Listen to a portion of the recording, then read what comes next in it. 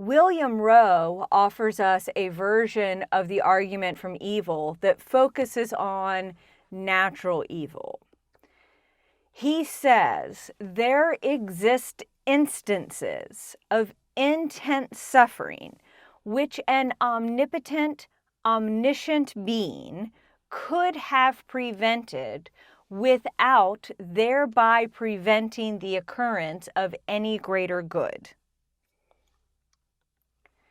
An omniscient, holy, good being would prevent the occurrence of any intense suffering it could, unless it could not do so without thereby preventing the occurrence of some greater good.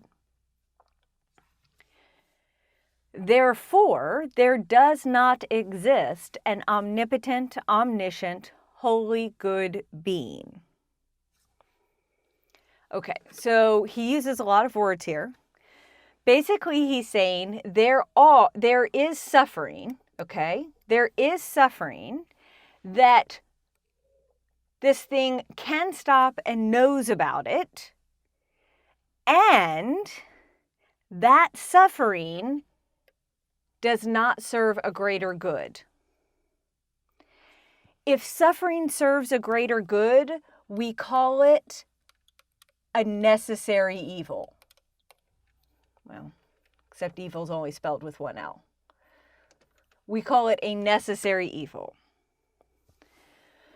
But unnecessary evil is suffering that does not serve a greater good. So premise one is saying there is suffering, there are instances of unnecessary evil that an all-powerful and all-knowing being could have prevented.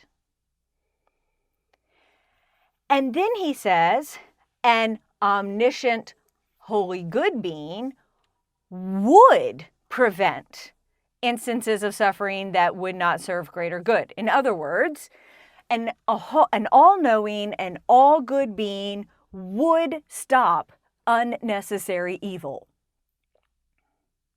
Therefore, there cannot be anything that is omnipotent, omniscient, and wholly good. In other words, God does not exist. Does that make sense? So there exist instances of suffering that could be stopped, that don't serve a greater good. Something that knows about them and is all-loving would stop it. And because they are not stopped, there must not be anything that's all three. And to be clear, that is the easy way out of any argument from evil.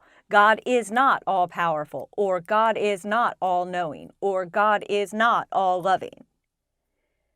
It's just that theists have a tendency to not like descriptions of God that don't include all three of those things.